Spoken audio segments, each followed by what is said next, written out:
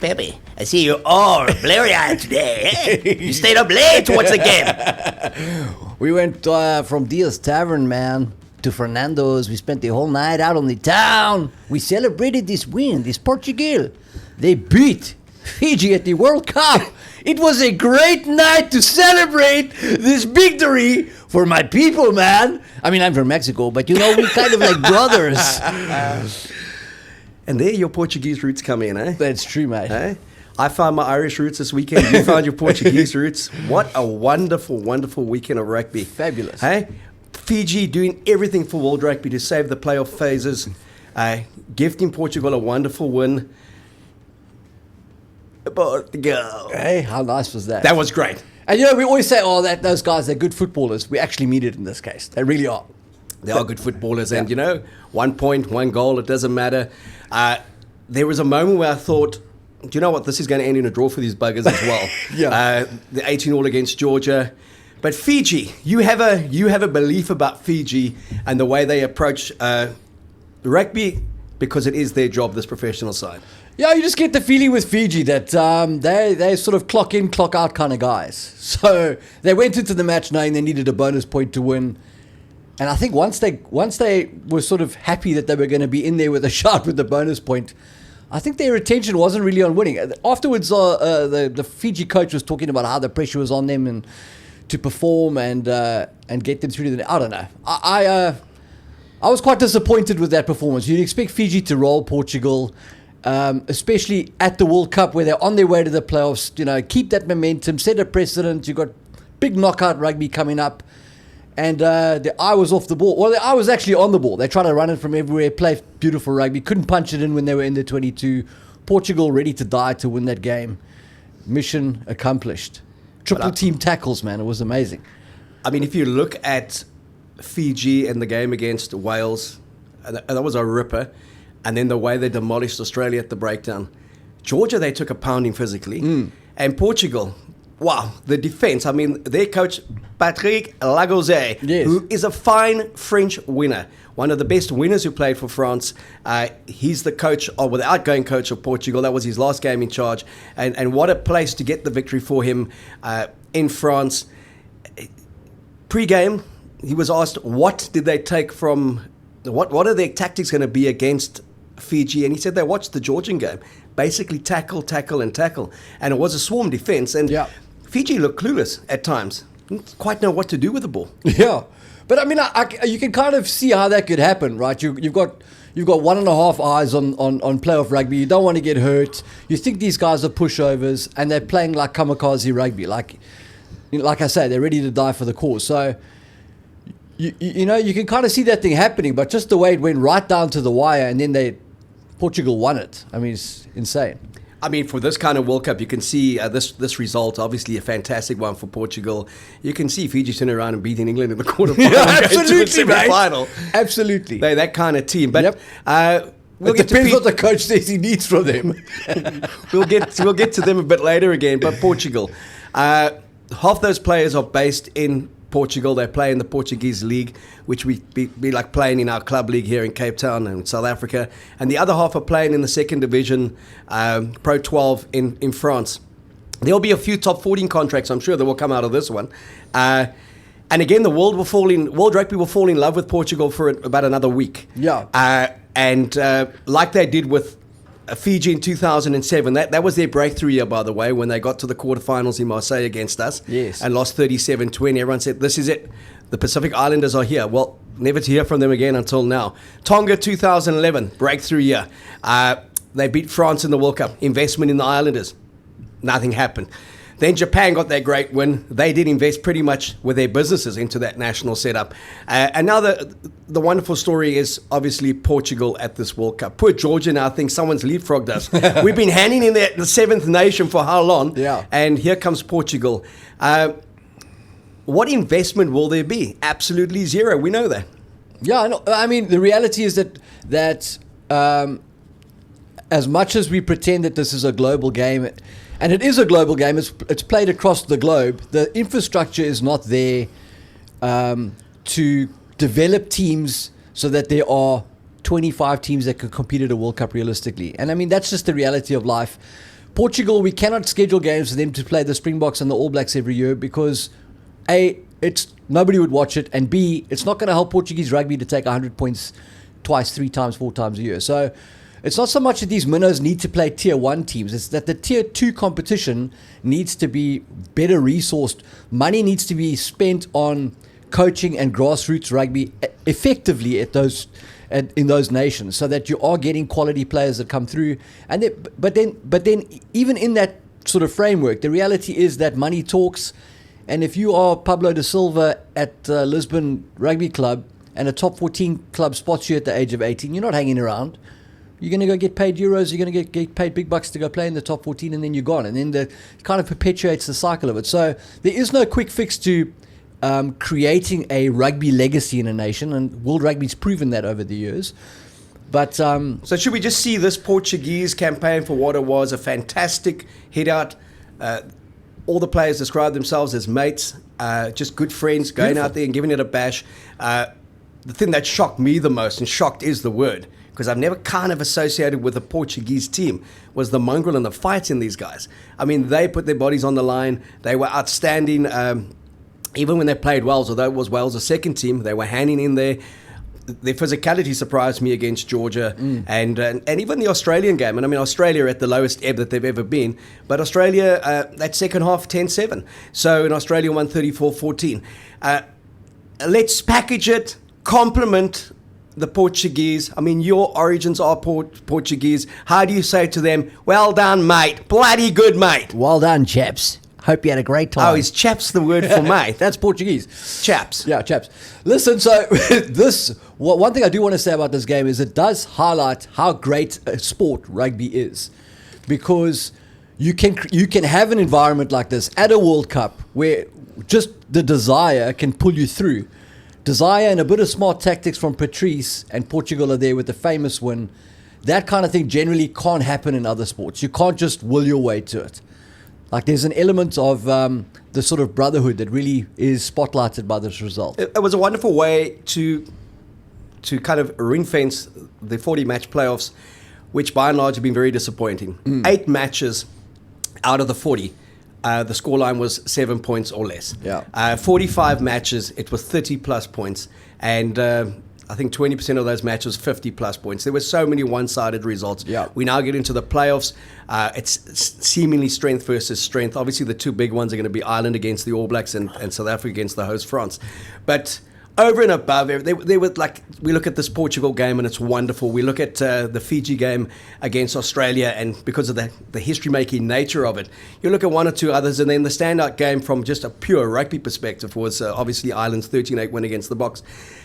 But really, thank God the month is over and we can actually move on to The real deal. the real deal. And I'm not blaspheming here. I'm thanking the good Lord that the month is over and that we now get to 1 weekend at least of proper rugby. Before we get there, though, Zels, I just want to say I just can't believe the sympathy, the emotional outpouring towards Australia. Who really cares if Australia's strong all week? They've mocked the world in every sport for as long as they've dominated. I thought it was bloody marvelous the way Fiji took them and played with the emotions all night. I mean, how many times did Australia have to pack, unpack, We're going, guys, to the airport? No, we're staying. Mate, I'll tell you who's not impressed is Guido, mate. Eh? He's not impressed. Old Eddie, eh? There was this part of his smash and grab tactics. I actually wanted that game to go down to the 81st minute. Fiji scores an intercept and loses by 7 points. As Australia was settling in to that team room again for one more week to go play the old foe England. Boom. So it really toyed with their emotions. What a week they must have had. Yeah, Just look, waiting and knowing the inevitable was going to happen. I'll never shed a tear for Australian rugby, mate. As much as it is great, it was great to have the Gregans and the Larkhams. We've got a great rivalry with those guys. And when we were low, mate, nobody was busting out, breaking open the boxes of Twin Savers for us. So it is what it is. Australian rugby, as we've spoken about before, is paying the price for chasing stuff that's not rugby. And they've got a lot of work to clean that thing up. But I mean, also Australia, New Zealand. It's as if we care about their well-being within the confines of Australia, and New Zealand and the global game must now take a backseat because they're competing with AFL, they're competing with cricket, they're competing with the rugby league, they're competing with basketball, netball, whatever it is, and football. We've now got to change the game to tailor that. No. They've got to fit in or F off. Get the message, Eddie. I don't like to swear, but it was close there. So Eddie Jones had said it was going to be a smash and grab. He won 2 matches this year. That was against Portugal. Yeah. And how he was claimed a famous win there after what they did to Fiji. Yes. And against Georgia. But wholly disappointing. And I wish the world of rugby and the leadership would show the same kind of care and passion about the demise of Australian rugby as they do when it comes to the Pacific Islanders and the likes of Spain, Georgia, and Portugal. And Georgia especially, they've been on the cusp for so long. No investment in them, but this love affair with Italy. An Italian side that took 96 points against the All Blacks and 60 points against France. The biggest letdown at that World Cup, with Italy in the last fortnight. Yeah, agree 100% on that. Italy have done themselves no favour in the debate about their future in the Six Nations. They're literally in the picture because of geography. So, I was very disappointed with Italy. And I'm just thinking about that Pacific Islands comment. Like the Pacific Islanders also haven't helped themselves either, because this whole like inclusiveness of world rugby, where everybody gets to be anything they want to be. I can go be Scottish if I just spend 3 years in Edinburgh. How many Pacific Islanders were there in that Romanian team? I think there were a couple in there. They're spread across multiple teams. If we went back to where you're born is where you play, the Pacific Islanders suddenly have a pretty decent team to draw on. And there's some other nations who are a lot weaker because they don't have these guys padding their team. Well, that comes back to Lima Supahaga was the man of the match in the Samoan 1-point defeat against England. Now, he played for the All Blacks, born in New Zealand, raised in New Zealand, Samoan heritage. And he was in tears afterwards and said, I'm so glad I made the switch. My comment is you should never have chosen the All Blacks in the first place. Correct, mate. If you felt that strongly about Samoa, choose Samoa. Correct. If you feel strongly about Tonga, choose Tonga and Fiji. And make those teams strong. And then the All Blacks, if you want to play for the All Blacks and you're born in New Zealand, it's because you really want to play for them. You respect your cultural heritage, but you don't want to play for a Tonga, Fiji, or Samoa. So it's like, I can't make the All Blacks. I'm going to go play for one of those teams. And then when I do, I'm going to say I should have done that from the outset. Yeah. So I agree totally with you. I think it's why World Rugby plays around with the Pacific Islanders. Big time. Because they're dispensable. Those players who are playing, who can make the Australian side or the England side or the All Black side, tend to go there first. So, yeah, and I mean, again, collectively, you could see that Samoa just getting into their stride, not well conditioned enough to be at this World Cup. Fiji hit and miss. Tonga really look like a side with some very good individuals in it, but haven't played together for a long time. Don't play together regularly, and it's like this lie, this facade. Like, look how good it looks every 4 years. It's like going to a wedding and seeing your long-lost cousins, and they're like, oh, what are you doing, Zels? We got to get together. Give me your number. And then you see them in 11 years at another wedding. You just know they're not phoning, and you're not phoning them, okay? So World Rugby's not phoning these guys. Yeah. For me, I think one way to address a lot of these things would be promotion relegation. Six Nations, Italy drops down. One of those others has the motivation to go up. And then who knows? England ends bottom, they go down. But again, broadcasting money, World Rugby, the Old Boys Club won't allow for that. I think a new European competition, I've been thinking about it this weekend, which could be sold as a global European Cup, would be Portugal, Spain, Georgia and Australia. I think that'd be a great competition, okay? So Fiji into the rugby championship, Australia out! At least I'll be competitive, Australia. Yeah, mate, they'll have a chance of winning something again. At least I'll be competitive. That's a great Smash and chance. grab, Eddie. Exactly. But that really is what they've got to do, is they've got to have a supercharged second-tier European competition and then cut and paste that to other regions of the world and basically market the hell out of it, hype up the players that are in there and create a very sort of, from competitive balance, a very intriguing product where anybody can win on the day. Then you've got something. Look, I like what you said in the previous show. And a lot of people have been saying this. This World Cup, as we see it, could be the last one in this, guys, with the point system coming into an every 2-year world championship type setup. And then the club structures is getting stronger. the stronger the club gets, and there's been this call for that global North versus South Crusaders, play Toulouse, play Leinster in a final, for a kind of super competition. That to me is where you'll see the growth of the game Spot on. in Portugal, in Spain. If Spot those on. players are playing in very good teams in Europe, the game automatically grows. Also, if you can't, so if a Pacific Islander cannot play for France, hypothetically, and he's playing for a top 14 club, he's valuable to that club because there's a chance that he's not going to get called up for national duty. Now you've got guys in all of these squads from foreign countries. And I just think it makes a shame of the whole thing, because you basically have got a club rugby system that's under the guise of international teams. If you had to say where you're born is where you play, it changes the whole face of it. It gives credibility back to the World Cup. Do that again? The World Cup. Can you do that in Portuguese? No, mate, I can't. Huh? Can't, This mate. is the guy is Portuguese, those that don't know it, and he's very proud to be Portuguese. He was very proud last night. Tamasha, given the Tamasha, they're like, you want this? Give me the chappies back. And, no, but like he is genuinely Portuguese, so people get think he's discounted Mexican. chippies. People think he's Mexican, Rick, but he's actually Portuguese, and was a proud night for him. I was just belting out Zombie and thinking of my Cork heritage and the Red Army wearing Munster blue. Listen, I mean, Munster blue, got you. I don't want to harp on it, but watching Scotland lose to Ireland with Duan van der Merwe, VPNL, Piers Scoop, it's just, It was lacquer.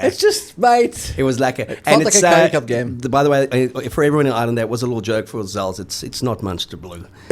It's Munster making Leinster feel blue. It's Munster red always. Yes. We're going to get to the brave Scots, the not so brave Scots in a Yes. bit. But I just want to say thanks. I know you weren't feeling well this weekend. I know you were partying hard last night after the Portuguese win. But thanks for coming in. I did ask you to do one thing. You know, we've had amazing feedback from all of you guys, ladies, and people out there. I think 200 plus cities in the world. Somewhere, someone's logging on and watching us. We say, why? But apparently you guys enjoy it, and it really feels good. Thanks for the wonderful compliments. I don't think we've ever had as many in our life, okay? People ask us why we don't have a sponsor. No one will give us money.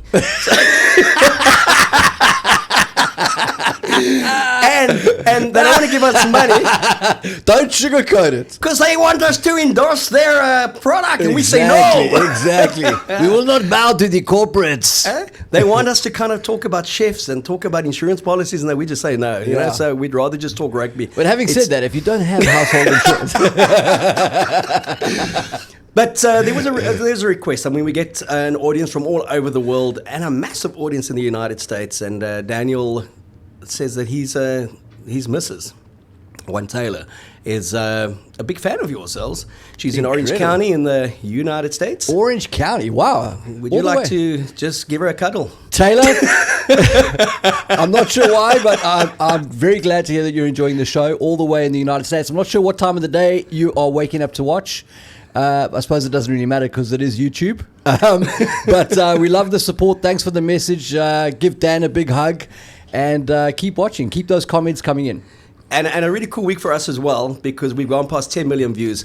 That's across YouTube, Facebook, Insta, and on our Twitter feed. And it is a really cool thing to know that so many people just want to discuss and talk about rugby, and it shows the passion. 50% of our audience is South African, the other 50% is overseas. But the thing that I've really enjoyed the most is the kind of comments. Now, I'm used to kind of having comments chucked at me where it starts with a P, it ends with an S, okay? No debate in between, all right?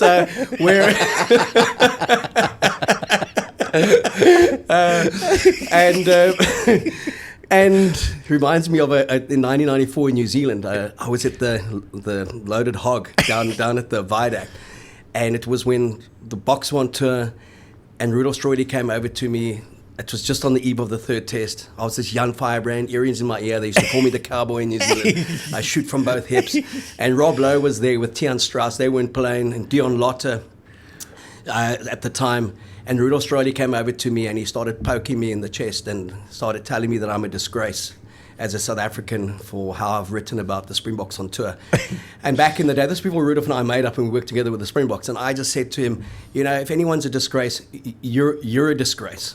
You've come here, you've just called the win against some first division side, one of the great ones, Taranaki at the time. in the mud. You've called that one of the great wins. You're a disgrace. I said, every time you guys put on that green jersey, you strip away its mystique. and I could just What see mystique? I could just see this groundswell of non-playing reserves just circling around me. Everyone else leaving me, and he poked me. And he told me what he was going to do. And then typically with a big guy who's going to knock you out, you've got to cast that one moment of doubt. and I looked at him and I said to him, do you think I drink out of both hands? And I had the two beers in my hand. I said, I'm from the northern suburbs in Cape Town. We don't drink with both hands. There's a reason I've got bottles in both hands. And then he looked at me and poked me again. And then I said to him, just imagine if I don't go down. If you hit me with your bench shot and I don't go down. I mean, you could never live with that. You know? And so over and above that, yeah. Chris Bardenos, who used to play for the Cheetahs, Flyer. The Flyer, but a fearsome flyer. He just looks like an angry oak all the time. Okay, he's circling, and I'm thinking, okay, I've tamed the big beast there because he's got doubt that I may not go down because I could be too drunk. Okay. Yeah. What I need to do now is soften the blows. I need to get these Springboks back on my side. And I said in Afrikaans, Chris, wat dink u? Did you say it like that? And he said, ek dink, jy's a... And that was the end of the discussion. I went over to Tian Strauss at the time, and I'd obviously been writing province rugby in the early 90s. And Tian Strauss was sitting at the Loaded Hog on the bar, next to the bar like that, looking at me and said, finally we thought someone was going to knock you out. Still hasn't I'm happened. like, thanks for the help, guys. So, so that was the story on that. Just kind of a little diversion. That's beautiful. So I spent 7 years writing for the Argus, following in your footsteps, and they opened up the SMS columns there in the early 2000s, and boy, did the people let me have it. It was glorious stuff. So I'm on the same train as you. I am very surprised at the ratio of comments. In a way, I'm a little bit disappointed there's not enough vitriol there, but a lot of positive comments. People seem to be enjoying the show, which is great. And mate, don't ever call for vitriol. You know, I had a thing on Twitter many years ago. 3 guys opened accounts. There were 75,000 tweets aimed at me to basically eliminate my family, take me out. And at the heart of it all was because they thought I backed the Kings and not the Lions. Well, you can understand that. It's the craziest thing. So I've seen the hatred, I've seen the vitriol that comes out, but what I've loved about the comments around this show, it's so rugby focused. Very rugby People focused. want to talk rugby. They want to hear your technical analysis. They want to hear my opinions. They want to give their opinions. And for that, I just want to say to all of you, from Zels and myself and Imad, our wonderful, beautiful producer, I just want to say thanks. We really appreciate the support. We love doing the show. We just love talking about rugby. And if we weren't talking about rugby here, we'd just be talking about rugby all day, on the phone to each other, having a coffee. We just absolutely enjoy the game, are passionate about the game, and really embrace everyone's opinions. And everyone... there's no right or wrong in terms of the opinions. It's kind of something to think about. And I think if there was more discussion and more debate, we'd all be a lot more wiser. Oh, mate, that's a great outro. Do we still have more to go? As Jerry Springer once said, this is yours in rugby. So looking at all the comments that did come through, and it's been nice. I put it out on the Twitter feeds and emails and saying, kind of send us your questions, send us your insights, send us your thoughts. And... you know, one of the most passionate guys, obviously, is Graham Jenica. And people are Survivor. Some people overseas. He was a South African Survivor winner. And he's a really cool dude. And he's got a wonderful family. And I can't believe he hasn't been back on Survivor to give it another go when I see some of the Palookas who go back, okay? But passionate about rugby and just so insightful in terms of the questions he asks. Also never known an oak who has spent every single minute of this World Cup glued to the telly. He hasn't missed a game. Unbelievable. I had to ask him who's playing, who's winning. Okay? But he asked a very interesting question for us to address, and we're going to start that now. Looking at the quarterfinalists. Yes. How do we think they shaped in their last pool game? And let's start with the All Blacks. We'll be back just after this. The All Blacks... I'm taking punches here because before the World Cup, I said Argentina was a dark horse. I said Australia would surprise people. Well, they have, by how bad they are. And I've been cautioning against the All Blacks clicking back into form. But I'm going to have to, change tack because there just doesn't seem to be anything going on there. The All Blacks have got some fantastic world-class players there, but they've also carrying a lot of average talent in that pack. And we're getting to the sharp end of the tournament where it's not about how well you can dance, it's about how you feature in the gutters. And the All Blacks don't have the guys for the gutters. And I don't see how they get through the quarterfinals and get to the semis.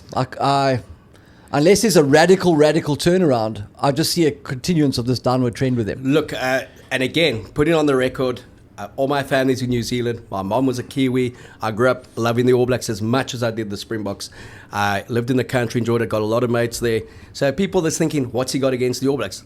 All I've got against the All Blacks is Ian Foster and a really crap team. That's it. And they've really done the history of in professional rugby, All Blacks, quite a disservice. Because it's just been one uninspiring performance on the field and off the field after the other. When you go back to the mighty McCall and Dan Carter era, the one thing that those blokes had, and Peter de Villiers, who coached the Springboks, said when McCall left, they're going to really feel it. Why? Because he's such a great player. He said no, because of his his discipline as a leader. Yeah. And this All Black side is so ill-disciplined about the basics. So you go back to the Uruguay game, they were always going to win by 60 or 70 points by nature of their conditioning, by nature of them being such talented individuals. That first 20 minutes, an absolute disregard for the pull, as they call it. The ball wasn't protected. They were playing behind the gain line. They were playing helter-skelter Harlem Globetrotter rugby. And a very, very limited Uruguay team was just applying a basic defense, and they looked in trouble. Now imagine a Springbok defense, an Irish defense, a French defense swarming on them like that. They wouldn't have come out of those 20 minutes unscathed. It was 0-0. They would have been 10, 15 points down. They would not have got back into the game. So when I looked at that game, I looked at that first 20 minutes, and I thought, here are 5 or 6 players potentially playing for a spot in the 23. And have they done themselves any justice? Absolutely not. And then no one, for me, looked like they said, this is my moment to show I can do X, Y, and Z.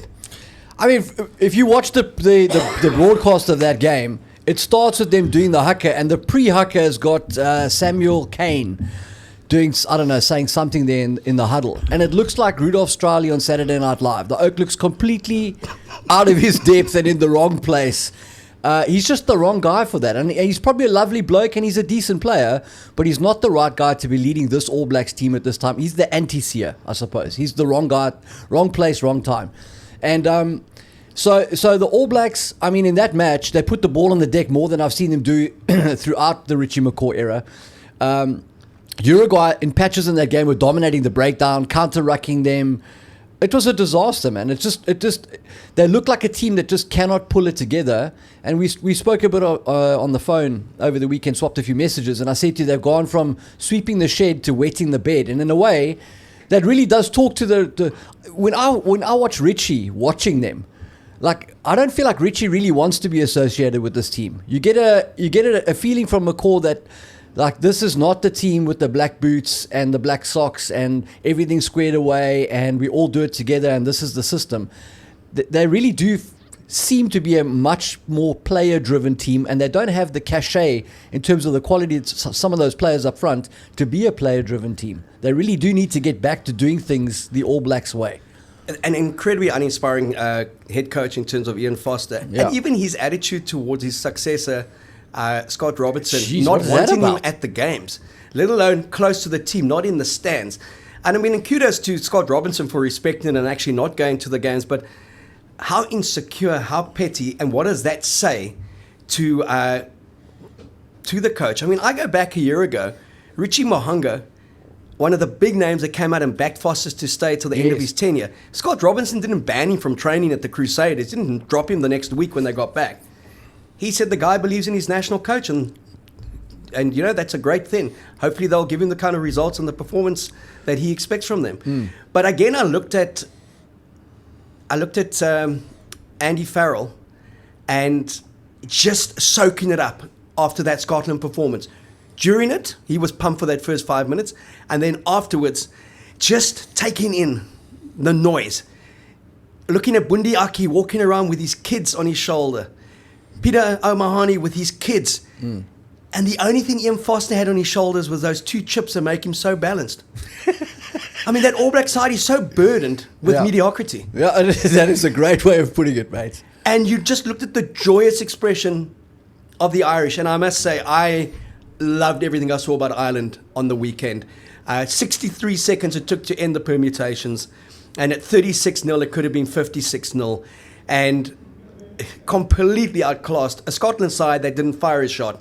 Scotland are not so brave. They were never going to win it. We had said 13 to 15 points differential, but I really expected them to pitch up and do something. Yeah, agree with all those sentiments. I thought Scotland were underwhelming. Ireland took advantage of it like they should have. And like we said before, one thing that Farrell has got right, and I mean they're on the cusp of matching the record for most consecutive wins, is Ireland have put a premium on consistently winning. And there is definitely a value to that, because whether Ireland really are the real deal and are a team capable of beating the best teams in the world at a World Cup becomes less of a factor because they believe they are. This team has no doubt that they are the world's number 1 team and on their way to a world championship, and that's worth points. Look, I know he's not everyone's favourite, Peter O'Mahony, because because how he calls it like he sees it. I mean, his comment to Sam Cane in the 3rd and final test, when the All Blacks were about to create their own kind of history, when he grabbed him and he screamed at the All Black captain, "You're just a crap Richie McCaw." I mean, how do you come back from that? Yeah. And then his altercation with Duan van der Merwe, when they were at each other's throats, and he just told him, "You're just not good enough to make the Springboks. That's why you play for Scotland." Right. I think those are magnificent chats. Fantastic. I love that. And then his quote after the game, congratulations to Peter, by the way, 100 test matches for Ireland. What an occasion, and what a way to kind of celebrate it. But his comments after the game, because the Scottish were bullish before the game, Blair Keenan had said, yep, they've beaten everyone, but their run ends on Saturday night. We figured them out. And he had to drop that in his post-match interview, and he said, they said they would beat us, and they said they'd figured us out. I didn't quite see it. So I didn't quite see it. Neither did Blair. He was on the touchline. And it so amazes me with these commentators when Scotland scored 2 quick tries. 36-0, Ireland taking everyone off. 36-14. Commentators, why didn't we see the Scotland in the first 10 minutes? Because that Scotland was never going to be allowed to play. Correct, mate. Talk me through that opening try. 63 seconds. You're the technical man. No. Was it anything flash that Ireland did, or was it just shock in defence from Scotland? I think it's probably a bit of both. You know, great execution. It's obviously a move that they've done a million times in training, and came off on the day as planned. And Scotland kind of caught with their pants down. So great way for Ireland to get going. Set a precedent for the rest of the match, and here we go. We're into the quarterfinals with them looking hot. All right, so let's go to Scotland. A lot of talk, in the pool of death, ranked 5th in the world. A disgrace that they should be going home. They would have gone through with another team. All what that would have happened is they would have gone home next week. Yes. Not good enough. 18-3 against the Springboks, never looked like scoring. Yep. 36-0 down against a flamboyant, informal Irish team, never looked like scoring. Yep. That's their World Cup. Forget about the other games. Forget 84-0 against Romania. Correct. Not good enough, okay. Then we look at England against Samoa. Now, this is the tragedy of this World Cup. Yeah. England shouldn't even be going through. No. They won by a point. They looked awful. Their 2 biggest wins, it's getting 71-3 against Chile. Aaron Noel got 5 tries. Everyone's raving about him. He made the team of the week. Can you believe it back then? How awful did England look against a Samoan side that has struggled? Yeah, and there's just nothing going on there. There's no part of their game that you think, okay, wow, these guys have got some point of difference here, and if they leverage this, they can turn it around. They just seem to be treading water. It's almost like they're in survival mode. There's just, in that first game where Georgie Ford kicked all the drop goals, you were like, okay, maybe these guys are onto something. That was a point of difference. If they play around this, something could happen. But nothing's happened since then. Is the point of difference he's been an incredible servant? No, Owen Farrell, don't pick him. Because George Ford is a different player when Owen Farrell's not there. Yes. And when he's given the job to do at 10, and he controls it. When Farrell's there, his presence is strong. He's the captain. This love affair with Marcus Smith, I don't know where they want to play him. Then fullback, then bring him in to come at first receiver. But are they not at the cusp where they have to make a call? It's one or the other. No, absolutely. They have to. And I mean, Australian rugby went through that thing where they had 25 playmakers that were world class. They try to put them all together in the same backline. It just doesn't work. You've got to have guys that do the specific tasks for their positions. And as great a player as Owen Farrell is, and I'd love to have him in my team, and I would probably build a team around Owen Farrell. Georgie Ford is a guy that brings his own unique skill set that may be a better fit for where this England team is, because this England team can't really play 10-man rugby because that pack, you don't really know what you're going to get out of them. You need a little bit of a Messi there to switch things on and switch things off as needed. So putting Owen Farrell and Georgie Ford together, it's like Butch James and Mornay Steyn, both great Springbok flyers, playing together. Yeah, exactly, the Sundance kid. Yeah, you wouldn't put them together, Butch Cassidy and Mornay Steyn, in the same backline. And for the same reason, I wouldn't play Owen and George Ford together. Having said that, the rest of their backline is exactly... This is why Eddie, I think, eventually just lost patience with that England job. He just didn't have the weapons. He doesn't have the ammo. You know, if you take Owen Farrell out of there, who do you put in? They've left Slade behind. So where does that leave them? Well, it leaves them in the quarterfinals to play a Fijian side that we said were pretty disappointed against Portugal. One of Fiji or England is going to go to a World Cup semi-final. England are 8-point favourites to beat Fiji at the moment, I think. But one of those two teams is going to be in a World Cup semi-final, and two of the top 4 teams in the world are going to be home. Now, look, it's going to change, obviously, from the next one. They said they're going to announce the draw a year out. But still, I mean, it's just been a shambles. And it's why this World Cup just hasn't taken off for me in the first month. Agreed. There's been the odd game in that. So I felt England didn't make the statement to answer the questions that were out there. How did we feel each team win that's going to play? Yes. I felt Fiji didn't make a statement.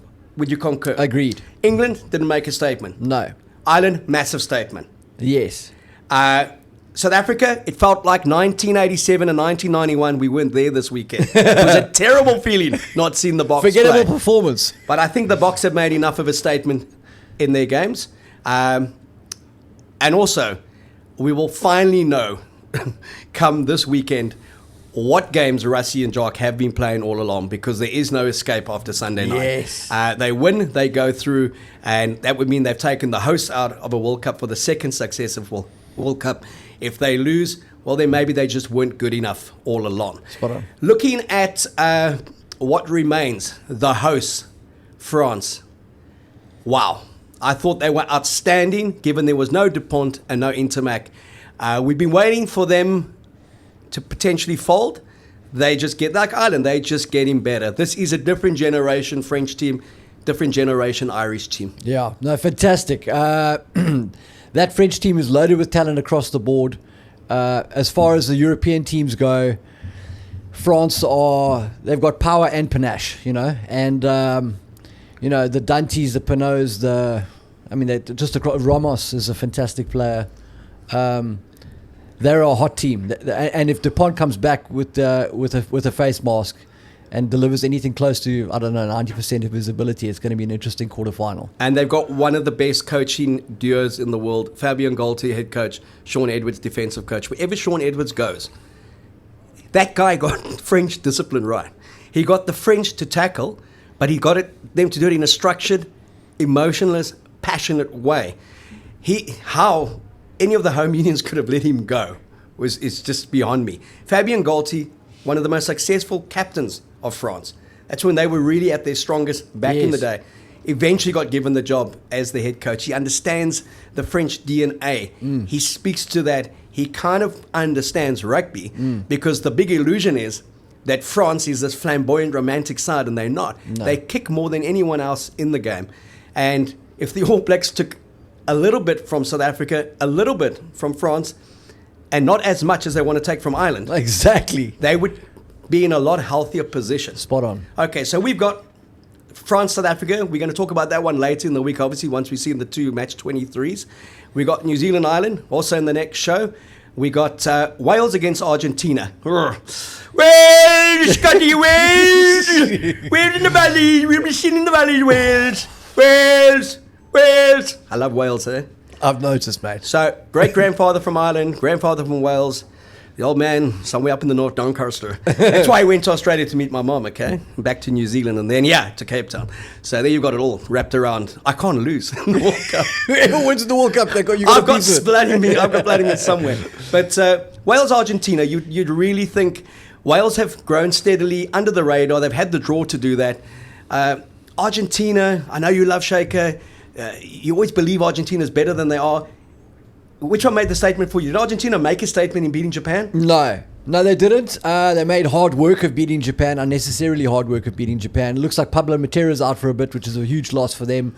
Wales have lost Faletau. So I'm not sure, sort of the rub of the green, who wins in that equation.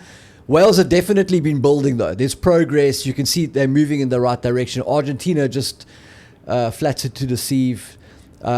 Boffelli, for me, is one of the best players in the world. I love that guy. They've got talent. Carrera scored a hat-trick. Argentina, and I don't want to put this down to Checker, but if Argentina just went back to what made them great, they'd have a much better chance of winning in the playoffs. When Nicolas Sanchez comes on in the fourth quarter there, Argentina just click into a game style that is much more efficient. It's less sexy, but more efficient. And for me, Sanchez is a massively underrated player. I've been surprised how quickly they've started to filter him out. I know they've got an eye on the future, but the World Cup is now. And for me, that is a guy that has to be a 10 for Argentina because I think he brings the best out of that pack and the best out of those outside backs like Boffelli and Carrera. So Wales under Gatlin? Wales under Gatlin, there's been an improvement, obviously. I think what he did fantastically, we've spoken about it before, is he sort of tore the plaster off. He made the transition from the old dogs to the youngster. Jackie Morgan taking over as captain. And there's definitely like a new life and belief in this Wales team. And pack of wild dogs. Pack of wild dogs, yeah. Wild, young, hungry dogs. Yeah. And so Gatlin knows how to... Technically, Gatlin knows how to win World Cup matches. He understands percentage rugby. And so if this Wales team can just sort of keep on the track that they're going on, there's a good chance that they sneak into the semi-finals and beat Argentina. So you could have a situation of England and Wales, both of them diabolical in the Six Nations, being in a World Cup semi-final. Yeah. Yes, you could. Whoever's on the other side must just be thinking, and that means one of them goes through to the final. But I think those two teams will be the patsies to ensure that the final is a quality one. I think that was the point of that draw, is to make sure that the final has got the two best teams, even if the semi-finals are a bit of a joke. Right, we're going to talk in depth later in the week. We'll preview all the games. Obviously, our focus will be on the Springboks against France. But just looking at that game, people saying to me over the weekend, oh, pity we didn't get the All Blacks. I'm like, you're going to get France sometime. I'd rather get them in a quarter-final than get them in a final. Because you get through them in a quarter-final, you become the chosen team for those locals as well. But I've always been of the belief, you've got to beat everyone. And if your mindset is, I want to avoid a team, you're not good enough to be there. Yeah. And I think that's been Russie's approach, and it's certainly been Farrell's approach with Ireland. They play who's ever in front of them, and they'll beat them, and they've won 17 in a row. Have the Irish going to equal the All Blacks and the Springboks record, Tier 1 nation of 18 in a row. And absolutely deserved. I mean, they really have been good. The last time they lost was in Auckland, 42-19 against the All Blacks. The 1 week the All Blacks didn't have a coach. They scored 6 tries and looked magnificent. For those who also asked, we're not going to discuss it today, but we will talk about the Joe Schmidt factor. The man who built Ireland got Polacks 46-14 in his last game in charge in Japan in the quarterfinals. He's now in the All Blacks coaching box. He said he would never coach against Ireland. He's there as the master tactician. It'll be very interesting to see the emotions he's going through this week, the range of emotions he'll go through over the weekend as well. Bringing it right back, we're going to wrap up in our last few minutes of discussion, the Springboks. So the Boks management has come out over the weekend and said, let's not put too much pressure on Lekanya. You can't thrust him straight back. It was the same management that said they haven't picked him to come and sit in the stands. Now, is it a case that maybe they've seen a couple of things at training and thought he's not quite there yet? No, Lekanya's going to start. This is part of the mind games part of the week where we pretend like Lekanya's not in the selection picture, but hey, we'll definitely consider him for the semi-finals. Lekanya going to be in the picture this week. They're going to get him on the field. Whether he starts or not, I don't know. But this is just to sow a little seed of doubt, I suppose, and have a bit of a surprise factor. He may not even be named in the match day squad, but come the weekend he'll be there. And You believe he'll run out in the 13 jersey? Yes or no? If I had to put money on it one way or the other, I think he'll run out in the 13 jersey. Thanks. It took a lot to get that out. Yeah, man, I had to process it, man. I'm a slow processor. Okay, but now looking at one of the interesting points that was raised is like we've got all this depth. 33 players who at any given time looks like they can play in a World Cup final. Only 23 can play. Has that been a positive or a negative when you look at other teams don't quite have 33? They probably have maybe 22 or 24 players that they've had to rely on a certain core group of players. They've got continuity. They play a lot more in terms of consistent game time, while we mix and match a lot more. Is that a positive for the Boks or is that a negative? We're going to find out the answer to that question this weekend. That question and many others about the Springbok team. Because what Russie's done is he's created a great environment where nobody is sitting on a comfortable chair. Everybody is standing or on an old stool. And not quite sure where they stand, eager to impress, desperate to take the opportunities when they come, and of the belief that they are Russie's guy because he plays everybody enough for that belief to be true. And so there's value in that because you've got this massive squad. You're less susceptible to injuries. Guys can fill in. But the downside is potentially the lack of continuity. And when you throw in the mind games that we've been playing and the silly buggers we've been doing on the field, it all comes down to these next 3 games for the Boks. If the Boks go unbeaten in the next 3 matches, everything Russie's been doing is validated. And if they don't, all the concerns that we've raised for the better part of 4 seasons are validated. And then Russie's got to look at us and say, sorry. Sorry. Hey? If not, we got to say, sorry. You'll send us a text from Dublin. Sorry. Arno David is a very, very good rugby editor, rugby journalist. So one of my good friends. I've known him for many years, and he sent me a DM pre this weekend's games and said, if the Boks are playing France, can we have a chat? Can you give me a few words on what you think is going to happen, etc., etc. And then he also said, because I have never seen, and this guy has watched all the French games, he's one of the leading voices there, he said, I've never seen a French pack hurt and as physically smashed as they were in Marseille a year ago. And people say we won the game as in France. He said we won it against 14 players for 30 minutes. Our guys were basically doing a rotation, tagging to get off.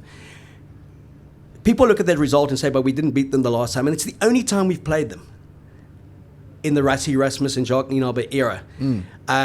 That's why I'm so enthralled about this game, more so than us playing the All Blacks again. Spot on. We play them so often. Spot on. This French team, because this to me has the makings of a World Cup final, and if we do get through that, boom, it's Paris revisited, it's 13-8 revisited, and it's the game that everyone's been calling for outside of France. They felt set the standard, and that was the best game of the pool stages. If you're talking proper rugby contest, quality of 2 teams. Yeah, no, look, I've made it very clear. I would much rather play France than New Zealand. As much as I think New Zealand are on a downward trajectory, that is a nation that we've struggled to beat historically. Are they in a good space now? No, but they do have a lot to draw on to find belief that they can beat the Boks. France, they've beaten us once since 2010. They've won 12 or 45 matches against South Africa, I think. And are they in great form and in good nick? And do they have some of the best players in the world like I've just spoken about? Absolutely. But I am of the belief that the Boks have been keeping their powder dry for some time. And this is the moment that it has to get switched on. As much as there's been weeks where we said, oh, no, this is the week they're going to turn it on. For whatever reason, they haven't. It's going to be a massively physical battle this weekend. And I'm not sure the French have got the appetite for that. Could you say that again? And could you say it in French? No. We're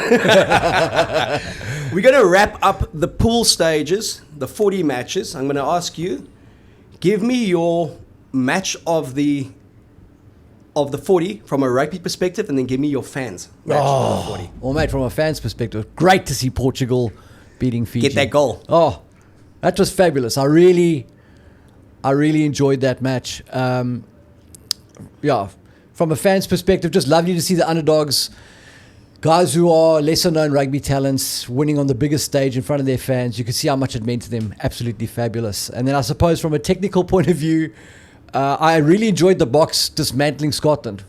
4 years of talking about how Scotland have made headway, for them to come away with 3 points in that match, and the Boks playing with selections and having some question marks around technical issues, I thought it was a phenomenal performance. Just to watch them physically manhandle Scotland in that way. All right, so you go with the Boks beating Scotland as your game of the 40, and you go with Portugal's win, obviously, as the fans' game of the 40. I'm going to go with Ireland's win against the Boks. For me, technically, as the game of the tournament, was a World Cup final as far as I was concerned. We came out the wrong end of the scoreline, yes, but there could be no debate about the quality of the 80 minutes. And then if you ask me, the fans' moment, well, it had to be when Fiji beat Australia, because every time Australia loses, I feel overjoyed. And to see Australia physically smashed at the breakdown, yes, is something that can never get back again. Yeah, it doesn't get old. It doesn't get old. I could watch that game over and over and over, and I think I'm going to. It's been wonderful chatting to you guys.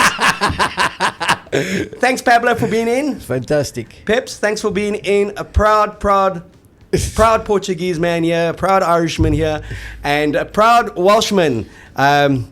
Imad Griffiths, our producer, videographer. I mean, we just can't lose at the moment. And when we chat later in the week, we're going to tell you why we really can't lose, because that's when we put our Boks caps on.